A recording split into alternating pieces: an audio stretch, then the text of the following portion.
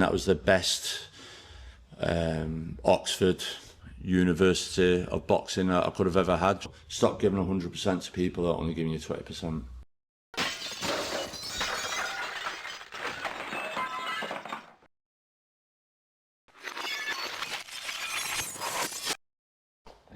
And ready to hear it again. Somebody else paying. This was my speech for Joe at the Manchester Awards about what Joe is to me, myself, the community, boxing, his family, his friends. It's great to be here tonight, a night that celebrates everything and makes this city so special. The talent, the graft, and that unique Manchester spirit. As a Scouser, it was really hard for me to say that, so please forgive me, all the Scouse people. The man I'm about to introduce is one of boxing's finest trainers in the world. He's also a great friend of mine. Joe and I go back nearly 10 years, from when I was stalking the Smiths through the pro ranks to when I approached him as a middleweight. He took one look at me and said, "We'll get you down to super feather." Joe, that's Joe for you, either optimistic or delusional, depending on how you see it. Joe had a few fights himself, but his real gift was outside the ring and outside the ropes. He could spot talent from a mile off. He's been bringing out the best in everyone's ever since. That's never changed. Joe often compares himself to the great Alex Ferguson. He's very much the gaffer, that's true. His motivational talks are like northern weather, unpredictable, often dark, but somehow you come out stronger. Over the years, he's trained world champions Anthony Crolla, Scott Quigg, Callum and Liam Smith, Paul Butler, and myself. We always joked that he'd get the key to Liverpool before he got the key to Manchester. And of course, not forgetting Jose Burton, the other Smith brothers, Marcus Morrison, Matt Macklin, the Murray brothers, Josh Holmes, Jack Massey, and Ben Chill's finest, Macaulay McGowan. We've all fought in front of the Manchester crowd, carrying its name with pride on the world stage. In 2015, Joe became the Ring Magazine and Boxing News Trainer of the Year, the first British coach to ever win both awards in the same year. Not bad for a lad who once called the jelly sweet Haribo. Maybe that says more about him than the belts, and maybe what says more about him than the belts and titles is what he's done outside of the limelight. Joe carried on the legacy of a man who inspired him, the late great Phil Martin. Phil's one of the only person I know to make Joe cry. He always speaks very highly of him and with passion. That's why Joe was the driving force behind creating a memorial in his honour. And through Gallagher's Boxing Academy, he's kept that spirit of Moss Side and beyond. Giving kids the same chances he had is a place to learn, grow and thrive and believe in themselves. He often takes them on trips abroad that he's personally funded. Now he's both 6 ABA champions, 4 England representatives and a world medalist. And yes, he's Scouse too. I've watched Joe's journey from my amateur days becoming one of the most successful and respected trainers in the game. With great powers comes great responsibility and a sprinkle of envy. I count myself lucky to have never been in the line of fire on a bad day, although I've definitely imagined it on the track when I'm dying, or on bar bag, or heading into me 13th round of sparring. His criticism delivery is like Marmite, strong, blunt, and slightly traumatising, but it always comes from a place of love. He does have his softer moments, and in his private battles with cancer and the way he's faced it, his love for his mum, his sisters, Curtis, and his Princess Sophie. That's why Gallagher's gym isn't just a gym, it's like family. And we're like family. We might moan, but we always do as we're told. Because of the man, because how are we supposed to do that against the man who beat cancer? Who were we to argue with him? Joe once told my parents he'd look after me in the ring, and he would look after me like I'm his own. I could never be prouder to call him my boxing dad and mate. So please give a huge round of applause and a proper Manchester welcome to the man that embodies heart, humour and the fighting spirit of this great city, Mr. Joe Gallagher. Good day, innit? So we are here in Champs Camp in Manchester, and the first thing that I do want to say is a massive thank you to both of you for having me. I know the gym is private, it's the kitchen, it's where all the secrets happen, the magic happens, and how you prepare the fighters. So first of all, thank you, Joe. And Yeah, no problem. Thank you for coming here. And Hope you enjoyed Natasha. it. Yeah, no problem. For having Well, me. it won't be. Natasha needs a better introduction in that. Do you know what I mean? For world titles at 4 different weights, world champion at 2 different weights, Miss GB, now Miss MBE, aka Beyonce. Boxing's Beyonce in this gym. Boxing's Beyonce. You got the light coloured eyes to match as well. I just need more fluffiness. with I your need more hair. please. I've been saying that for ages. Do you know what I mean? But it is great to be here, but I've come here especially to learn about you, John. I've seen you several times at fights, presses. I know what you like. You will back your fighters to the hilt. You will fight for them more than they'll fight for themselves. But I want to go back to the history of Joe Gallagher and why you got involved in boxing in the first place. When did boxing come into your life, Joe? As a child, sorry, Natasha. As a child, Tash thought she was on the sky then for a minute, don't she? Much trouble as a child, like anything growing up, I always watched the early fights of Muhammad Ali when he fought Leon Spinks and lost to him. That I think was at 77, 78. So I must have been around 7, 8 years of age watching that. We all did with our parents then, and joining a boxing club. I walked into Wythenshawe Forum on the 14th of January 1980, and I started boxing for them, for the new club. I was the first winner. Henry Cooper came, presented me with the trophy, and the rest is history after that then. Like I say, I was with Wythenshawe Forum, Jimmy Egan, for I was 17 years of age, and then I was senior then, and Champs Camp had kicked up, and it was predominantly more a senior club, and they were going around taking care of business and beating England kids and that, and I just wanted to be part of Champs Camp. And at the time people were saying, oh, you don't want to go there, you don't want to go there, and at that time obviously it wasn't the most friendliest neighbourhood around here at the time, but I wanted to go and I wouldn't be stopped from joining, and I did do, and the rest is history. Egan, your coach. Yeah, Jimmy Egan. What was he like? Jimmy Egan was very much like a Mickey type of character at a Rocky. That's how Jimmy was. He was very disciplined. He'd obviously served for his country in the past, and he was very disciplined, very motivated. And you'd run through brick walls. And as children, age 12, 13, 14, he had us running, doing all types of stuff. And it was all about fitness and conditioning. And Jimmy produced so many good champions over the years. And I was proud to be part of it, and proud to be his first ever winner. And he was a great guy. And even when I moved on, I always had a good relationship with Jimmy. When I got into amateur coaching, I went back coaching at Benchill ABC with Jimmy as well, after I'd been coaching at Moss Side ABC. And then always had a good relationship with Jimmy Egan, and I was very thankful for him, because when boxing season ends back then, a lot of amateur clubs shut. He used to keep it open, and instead of boxing would play 5-a-side, or would do this or do that. But I think that's what's missing a lot of days. There was a lot of youth clubs then, a lot of running clubs, a lot of boxing clubs, a lot of football clubs, and you felt a sense of belonging and part of something. And in the area that we were in Wythenshawe, there's lots of different areas, lots of different schools, lots of different tribes. And then to go to a boxing gym where we all sort of like, didn't matter what school you were from, and you were all part of it together, that was good. But yeah, Jimmy got me up and running and kept me on the straight and narrow. And then joining here, Phil Martin at Moss Side, boxed here, and then Phil asked me to take over the amateur gym here, and that's where the coaching started, 1992, 93. So yeah, it was good. What were you like as a boxer? Yeah, it wasn't too bad. I thought I was a good boxer, good mover, straight arrows, land good body shot. I had like 60 odd amateur fights. I thought it was okay.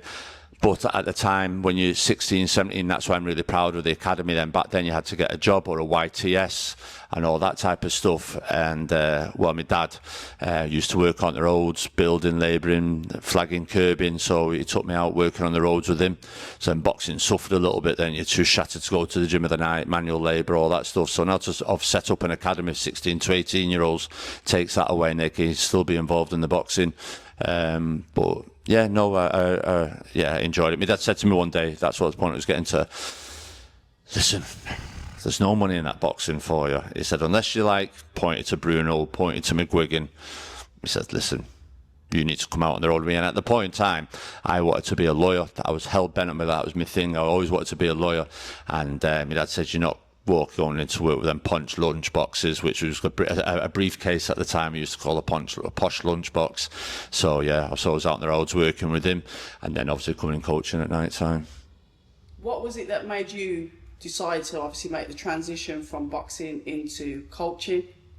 One, my dad saying that, and two, Phil Martin giving me the opportunity to take over Moss Side ABC, and because of the prestigiousness of Moss Side ABC at the time and what it was like, wow, like you're in charge of Moss Side ABC. And our first season I got schoolboy champion, second season a boys club champion. We won 27 out of 31 first season, 40 out of 44 second season.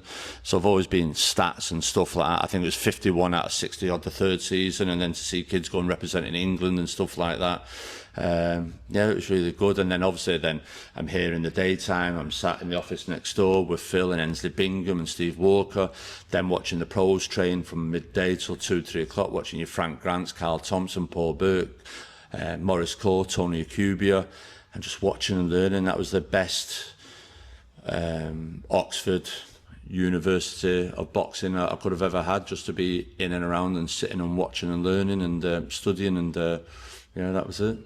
Bringing your discipline, because one of the things that strikes me with you, you like discipline. I can see that by the way that you train your fighters today, but that seems to be instilled in you from when you was like a fighter, from when you was in the amateurs. How important is like that regiment, that routine? Your ex-trainer, your amateur trainer is army. Yeah. So it's all about making your bed, it's all about keeping things tidy, it's all about those strict routines.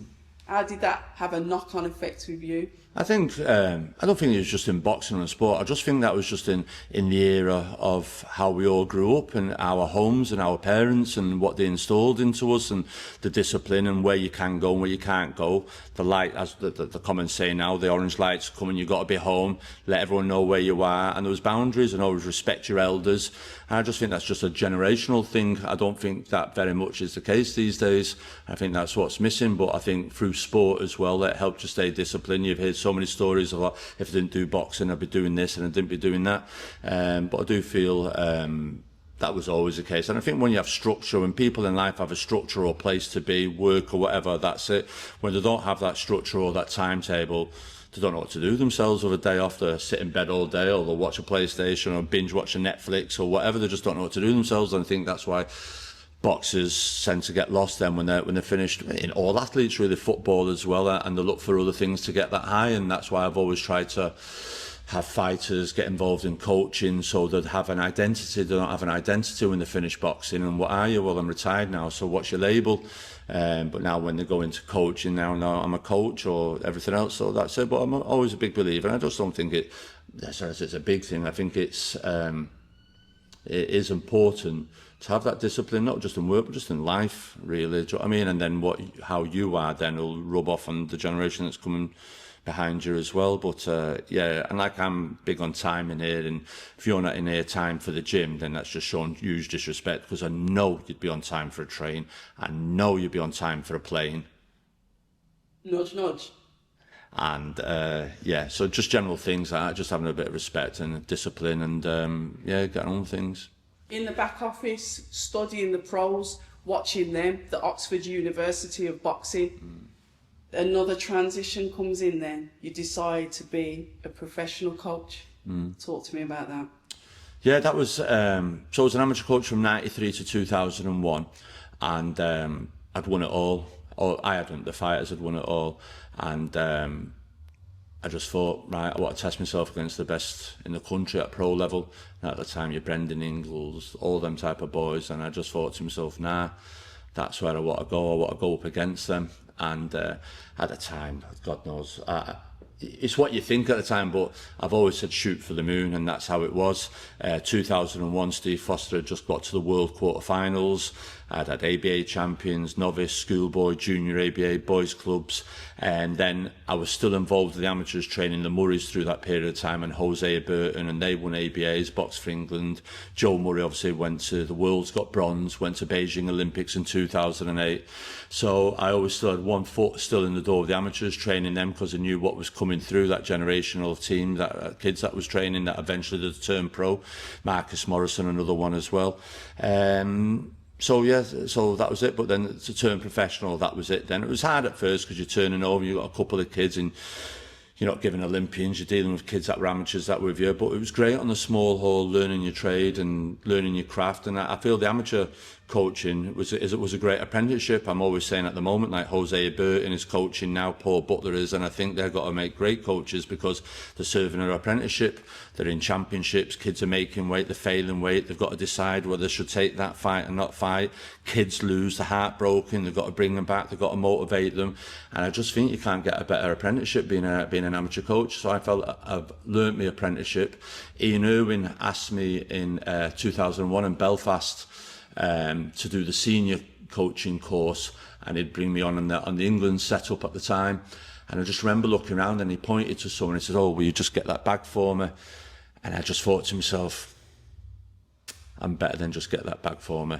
And at that point then I just thought, no, I'm not going to do a senior course. I'd done advanced or senior, whichever way one it was round. And I just thought, nah, I'm off. And at the time it was Duke at the Rotunda, all them boys. What's it called? Who was at GB and came off GB? Paul Wormsley, he was there, he was part of that Belfast team. So it was that then, and I just thought, nah, I want to go pro, and did it, and I did, and just, like you say, cracked on with it then after that, and that was it. And it came to another crucial point was when I did turn pro and decide to give up work and go full time.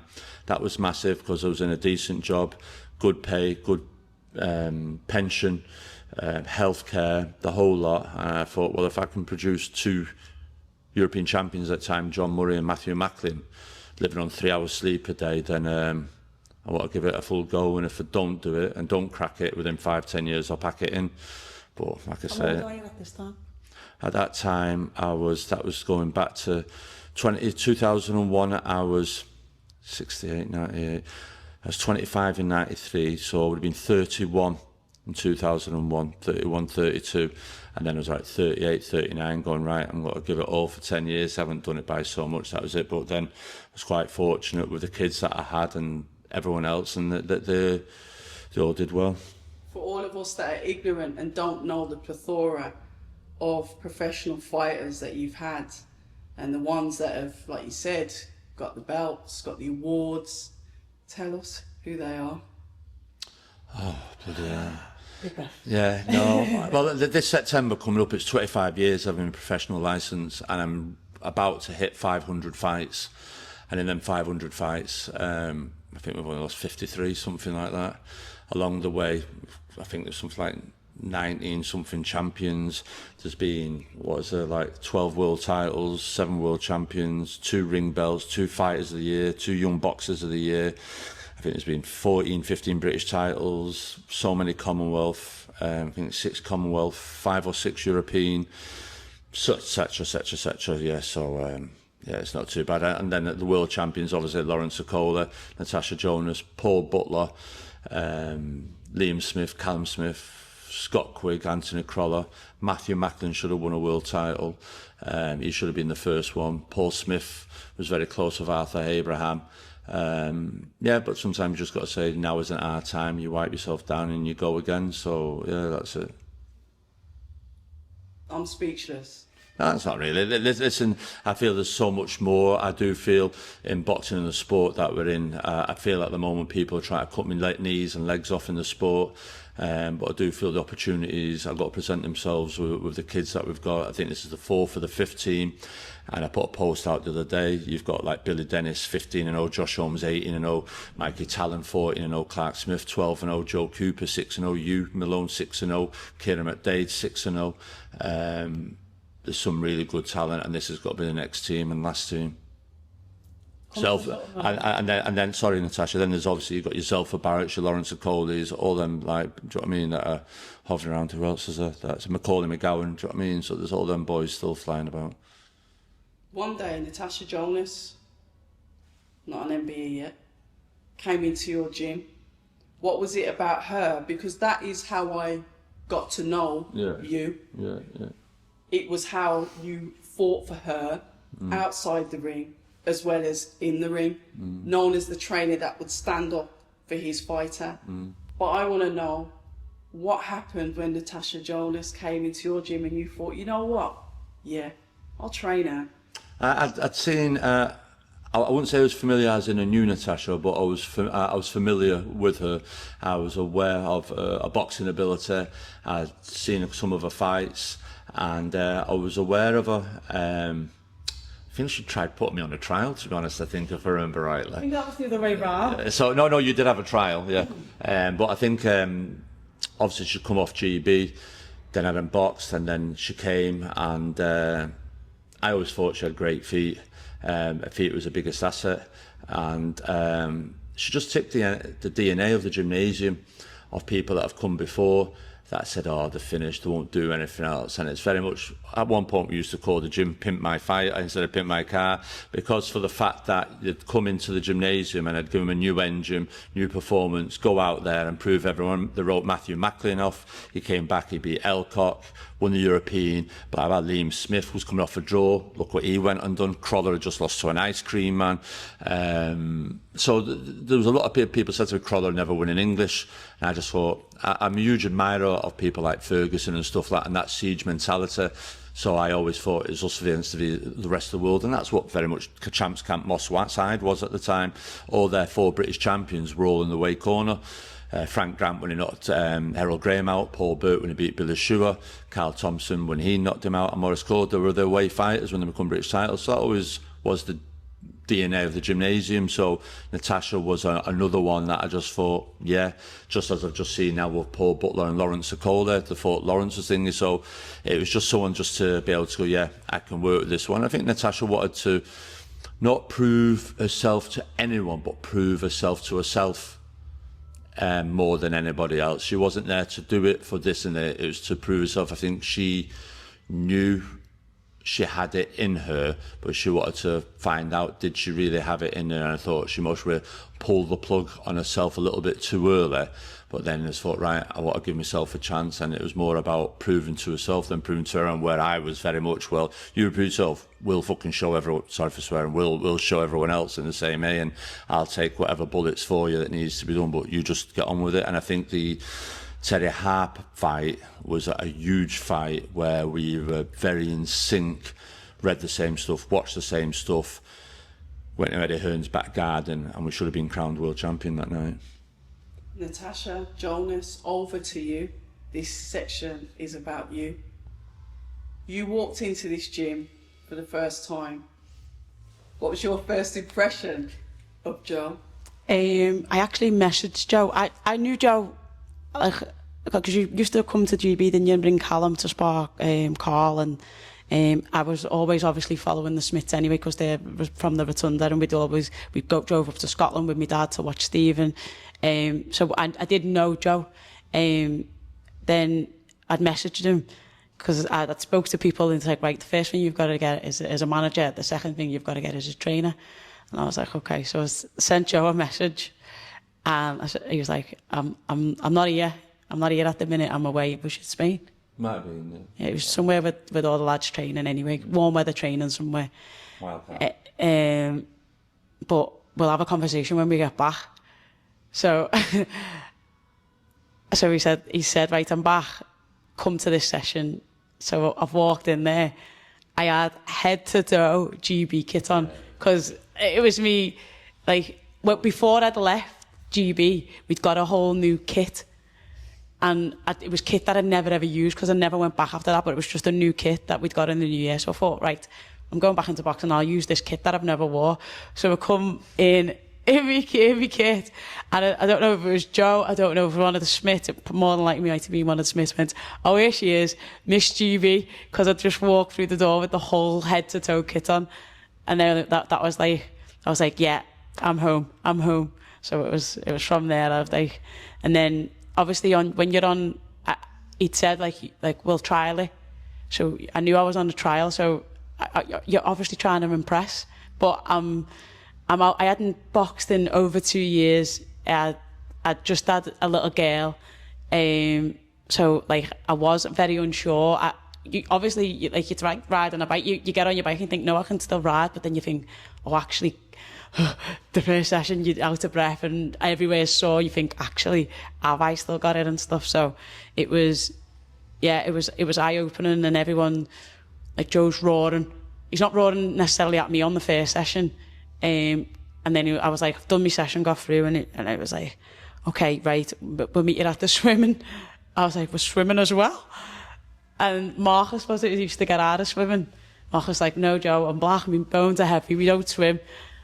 And so Joe said to me, right, get your swimming kit, so I've got a swimming kit.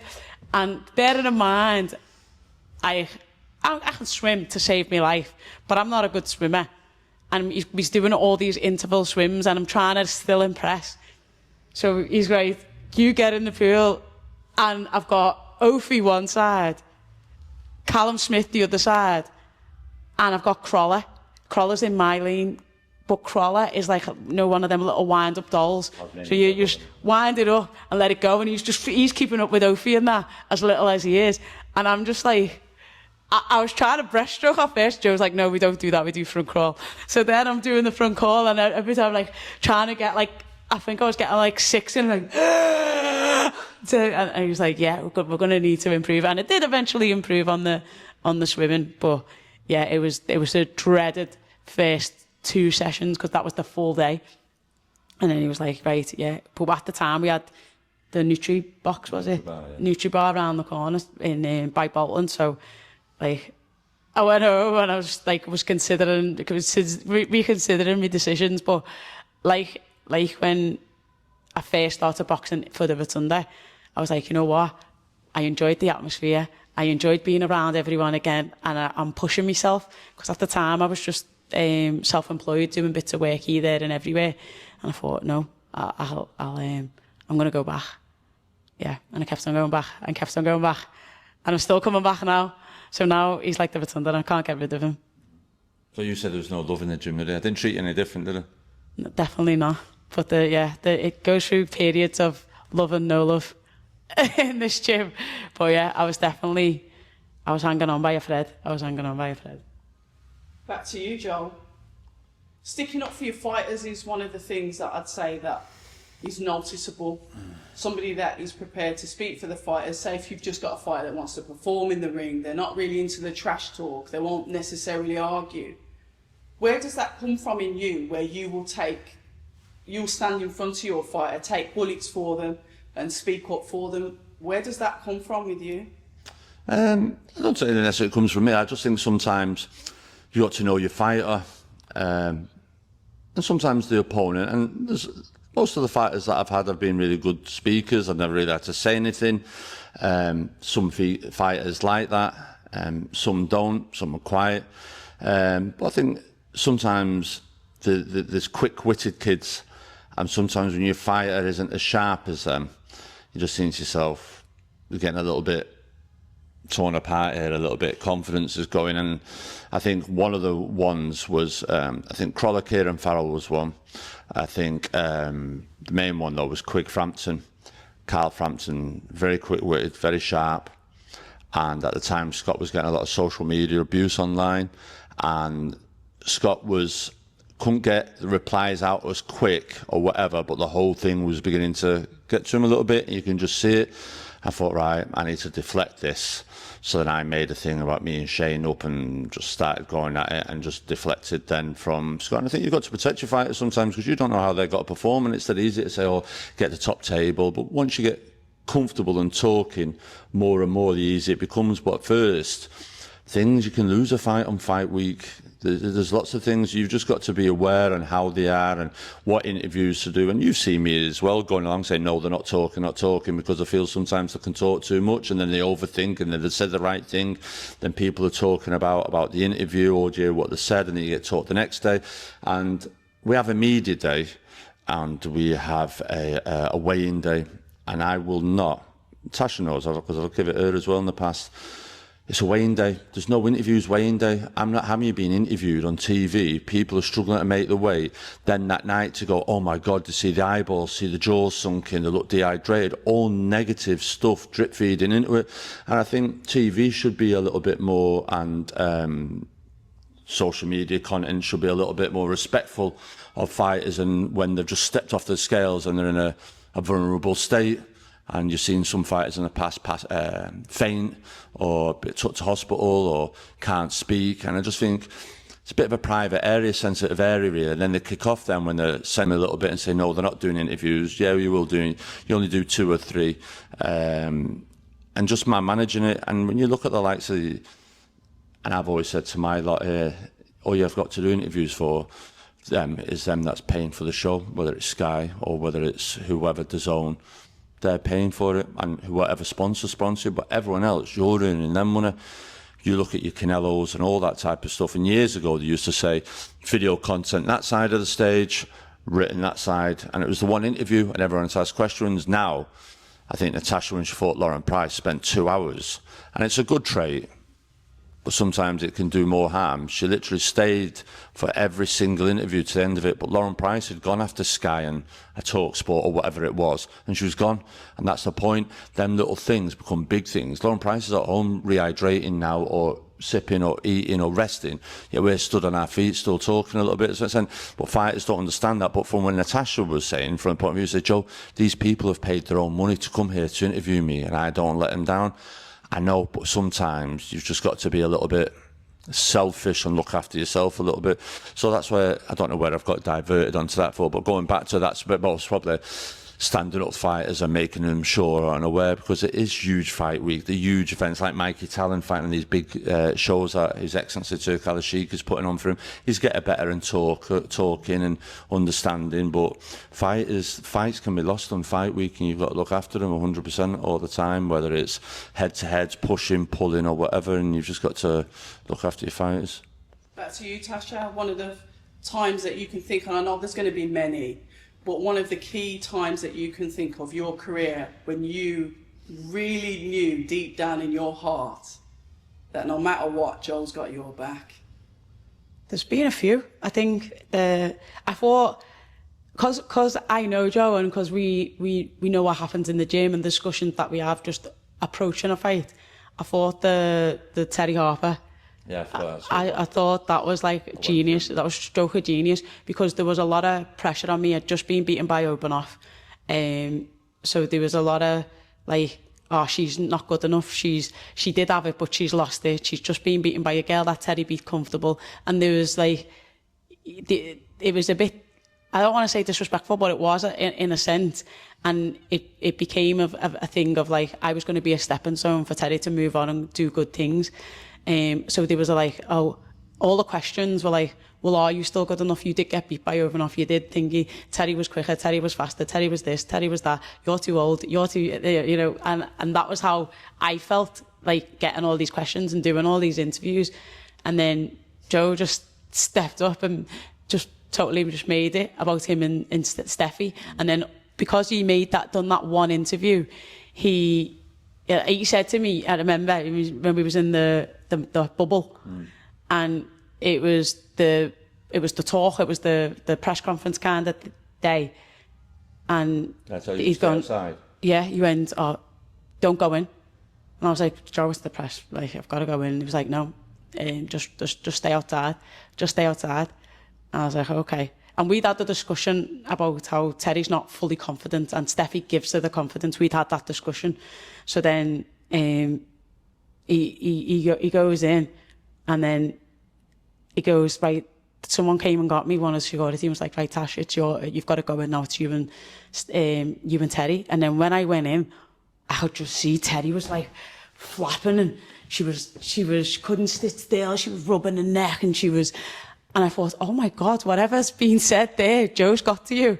Joe's like a thingy, and I could see like she was just gone, and I thought, wow, like, yeah. So then when he was sitting there, I'm sitting there and I'm just like, yeah, you know, everyone's saying that, you know, well, whatever, she's just got to go and prove it. And I was quite really relaxed because, but when she was thinking, she was like, you know, Joe said this, and I think Joe's wrong. And she was trying, like, again, when you're saying about people not being comfortable, not being quick, when she was saying stuff, I was just replying back.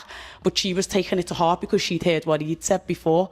And then when we left and when we got on social media and I seen what he'd said, all of a sudden, the fight wasn't even about me and Terry. The fight was about Joe and Steffi and everything. And then Steffi would do interviews and say, well, Joe, Joe said this and, who does Joe think he is? And then Joe would say, well, actually, Steffi, when we've looked back at the tapes and, and whatever. So then it became, and all of a sudden, it wasn't about how old I was and about, how I didn't have it and about how I'd gone beaten by Overnoff. So I think that was just, I thought that was genius. I don't like to always sing your praises, but that was genius. But the one time, not the one time, but the time that I knew, because you always say to me, don't you, like, I can't want it more than you. You say that about all the fighters. I can't, like, I want to be successful. He wants to be successful, but he can't want it for more than I can. And the time when I really got that was when we were both crying on the way home from Obernoff, and I could see what it meant to him, and then I was distraught for myself, but I was gutted for Joe. I was gutted. So then it was like I know I need to do something, but I need to rectify this for Joe, because every time I win, everyone's like, oh yeah, brilliant performance. You did your job. You did great. You were great in the whatever. But then when I lose, it's not like, oh, you had a terrible performance. It goes, what was they doing in training? What was and Joe gets all the slack. He doesn't get the praise when I win, but he gets all the negative when I lose. So it was like, I can't leave it like that. I've got to fix it. So, yeah. I was going to say to you, I remember the garden with Terry, because I said, I've got to be careful how I do this. I don't want to be seen that I'm bullying a young girl, but I'm going to talk facts. So I just said, let me just see if Terry's inside. I thought, Steffi's keeping her inside. I'm going to go for her. You stay outside, so you're not involved in it, because I didn't want you there then for Steffi to go to you. And you weren't there in the room. So then when I did do, because Adam Smith was rattling on about this work rate and this engine. So then I was up there and went, no, hang on a minute, Adam. Listen, round 1, she threw 7 punches. Round 2, this. She hasn't done this. She got wobbled in this fight, wobbled in this and wobbled in that. And Terry's there. Didn't you, Terry? You haven't got that engine. Steffi can say it once. And I just directly went for it. And that was it. And I just spoke facts. That was it. And then I imploded Adam Smith. Yeah, I've done it. I've got it. You had to debunk that for my sake, I think, as well, where... You turned up a day late. Everyone was saying, she's got this engine, she's so fit, she's so this. And when you were like, that was your, like, skills, as in to say, well, actually, everyone's saying that, but look, let's watch this round. And so we'd done that's how we knew all the facts, because we'd watched it. And he was debunking it, probably for himself, to think, but also to reassure me that everyone's talking about how good she is and how much of this engine, but actually, look at the facts, she hasn't actually done that. No, exactly. And I said at the time, they said, your prediction said we'll win. We said, well, we'll stop her later on, we'll hurt her, we'll catch her and we'll hurt her later on. And we did, didn't we? Although I didn't get the decision, but there you go. That relationship that you two have got, and like I said, that is my reason for coming here, albeit you've trained so many different people, so many champions. There's a relationship that between you two that was, it's almost like you're in sync with each other. There's an eyeball, there's not necessarily verbals, but you look at each other and you'll bounce off each other. You understand each other. It's that relationship that I want to like encapsulate between you two. But even, I said it to someone recently, I said, I miss having Natasha in the gym. Vita came to the gym recently, and I said, I don't realise how much I miss her in the gymnasium. Not Joe for like training content and stuff like that, but just he doesn't do team photos. Yeah. But just the personality, the banter we have, the jokes we have with each other on Instagram and stuff like that. But just I've gone through in that journey together, and obviously seeing her being the first female to pick up British Boxer Fighter of the Year, like huge, massive achievement. Do you know what I mean? Beating the odds when everyone writ her off, just to come back there, have a ring belt. Do you know what I mean? World champion. Do you know what I mean? There's just so many things, and then to get the MBE. So there's a couple of people, when people say to you, who's the jewel in your crown? I've said, no, there's a crown full of jewels. There's a couple of the world champions of fighters that I had that are cherries on tops, and Tasha's one of them. What would you say that you've learned from the fighters that you've had so far? What have been the biggest lessons to you about fighters, or about boxing in general? I think that's twofold, actually. I think boxing's changed. I think boxing's changing by the day. I think we're all screaming about the Boots Ennis fight at the weekend, what a great fight it was, but that's a normal fight back in the 80s, 90s, do you know what I mean, 2000s. I think a lot of fighters are a little bit more passive-aggressive these days, don't really want to take risks, don't really want to sit in the pocket, don't really want to go for it. It's all about defence and looking good first instead of being a Roberto Duran, a Marvin Hagler or somebody of that concept. So I think we also have social media these days and no one wants to be a meme the next day, knocked out or anything else. So there's also that side to it as well. As I had like I was explaining to the gym the other day, that last team that I used to have had killers in it. You'd sit down and you know Scott Quigg, Anthony Croller, Callum Johnson, Callum Smith, Liam Smith, Hosea Burton, Paul Butler. They get an opportunity, they're knocking them kids out and the kids will be getting knocked out. You kids have got to have that killer instinct. Now, I'm not saying they had that from the start. Liam Smith and Croller, once they started for titles, the killer instinct was in them. Do you know what I mean? They could turn the screw, as I call it, and finish kids.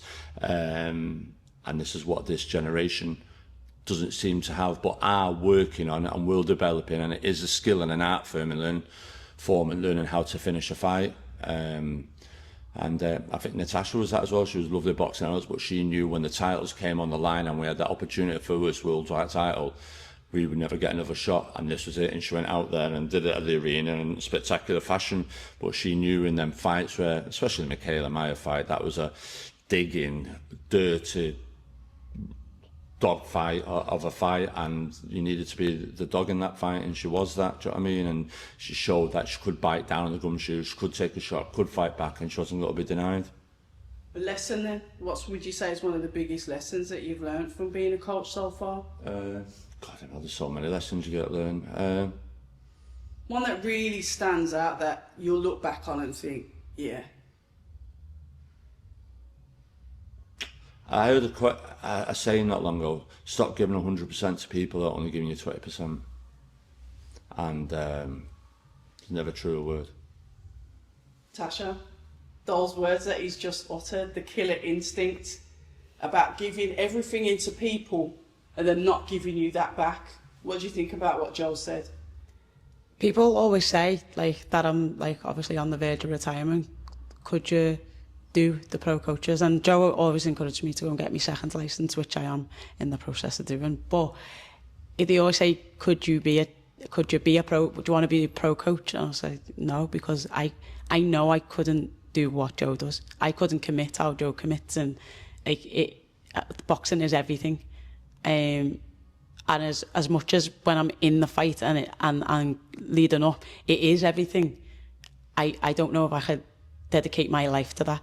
And you have to lead by example.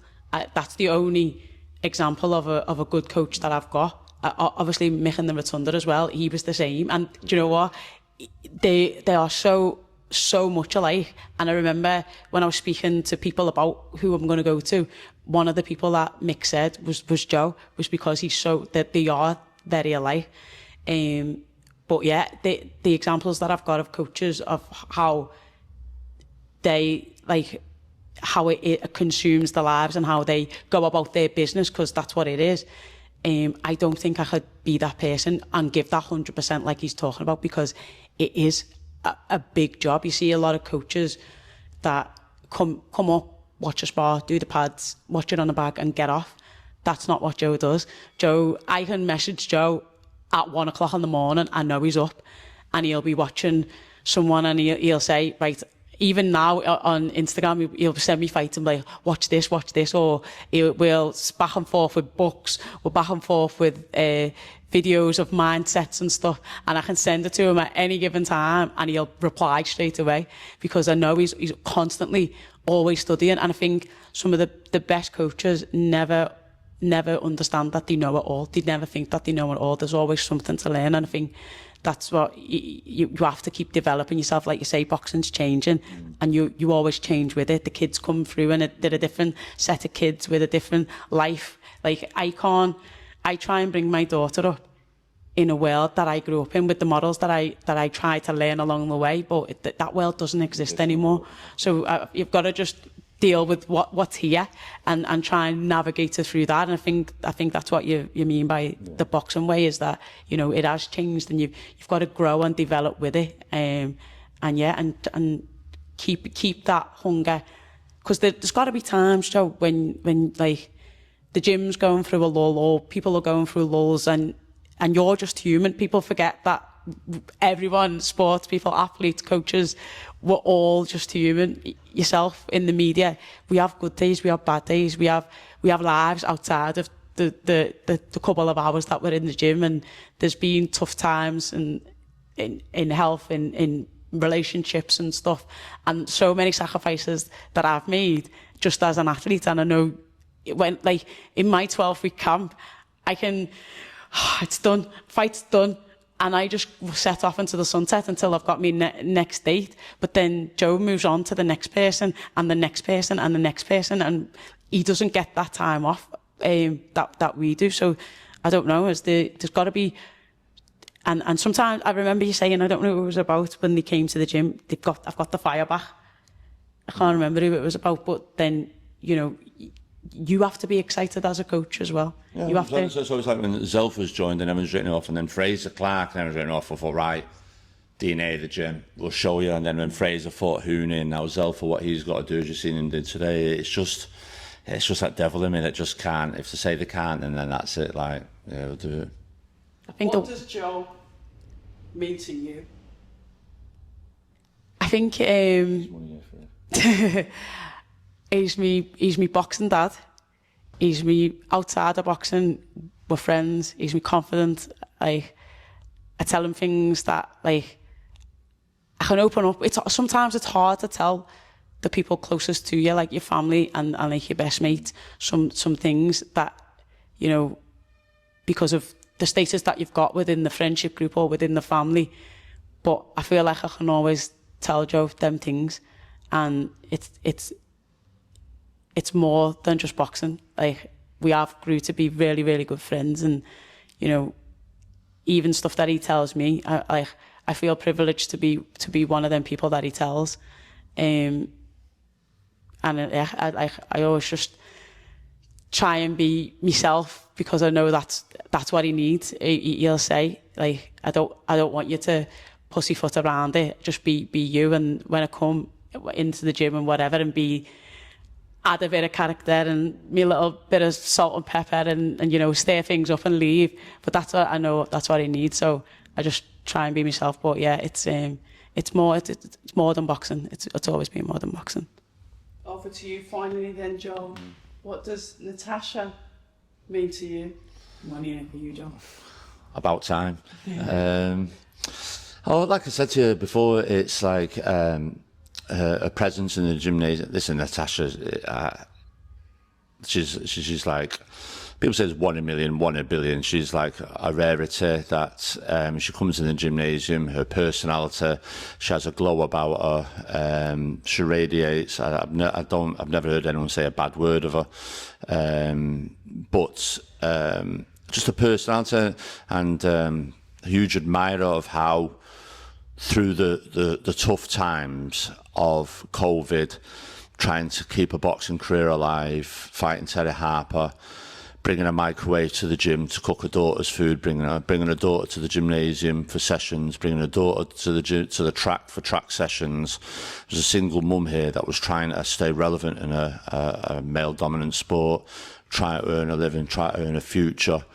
And I just think that period of time with her was all I needed to know about Natasha, and for her to have come through that and be rewarded with it, and to have become a two-weight world champion and receive her MBE, and the work she does in the community and everything that she does. And also, like Natasha just said there, times when a little bit tough for me. I don't like to burden and really open up to people sometimes, but Natasha is one of them that I would do. I feel bad sometimes when I get off the phone, because I know she has her own problems going on sometimes. Amelia's driving around the bend, or her mum's robbing her pens or whatever. But do you know what I mean? So, but yeah, she's got all those stuff. But no, listen, she's a good kid, and as long as I'm alive, she'll always be a very close friend and confidant to me. So yeah, and I've always tried to, when I finish with the boxing, always try to be close and have a relationship that everyone that's boxed for me, and had that. And we've been quite fortunate to do that up to now. And Natasha, like, you've not fought now for over a year, and was the bond. It only takes in the room a minute and we're back together again. Laurel and Hardy, Pinky and Perky, whichever you want to call us, do you know what I mean? But Bonnie and Clyde, but there's always that relationship and we just get each other. So yeah, that's it. But she's an incredible woman, incredible mother. She was an incredible fighter, and listen, she's got a... This is becoming a speech. Do I need to get me Manchester Award the speech out? No, not yet. Yeah, so no, that's it. She's just an incredible person. That's all, really. Boxing, what does it mean to you? Boxing, Jesus. The boxing, it's all a no. I wouldn't say, yeah, it's all a no to a point. It's been very good to me. It's been, what am I now, 40 odd years involved in the sport, 45 years involved in the sport. It's been a good relationship. Like any relationship, you have your ups, your downs, you have your highs, your lows. But if you stick with it and see it through, obviously you'll get over the finishing line. It's been a hard sport. It hasn't been easy. Nothing's been gifted on a plate, although some people would suggest that. We've always had to work hard with stuff. We've always had to work hard with our fighters to prove that they're not written off and to prove people wrong. But boxing's given me a good career, a stressful career. Would have changed a few things? Absolutely not. Would have liked to have done anything different? Absolutely not. I'm not going to do it for much longer. I'm not sure I will do. There's things I want to see and do, and the fire and desire in the belly still burns as brightly as it ever did. Yeah, but boxing, it's like I said, you need structure in life, and I didn't have boxing in my life then. I wouldn't know. It's just learning what to do without boxing. We've got the academy. Yeah, so, yeah, listen, boxing, it's been good to me, and I've been good to it. Thank you both. Natasha Jonas, MBE. Yes. And the one and only Joe Gallagher. Yeah, they made a problem. They only made one of me. They should have made two or three, you're right there.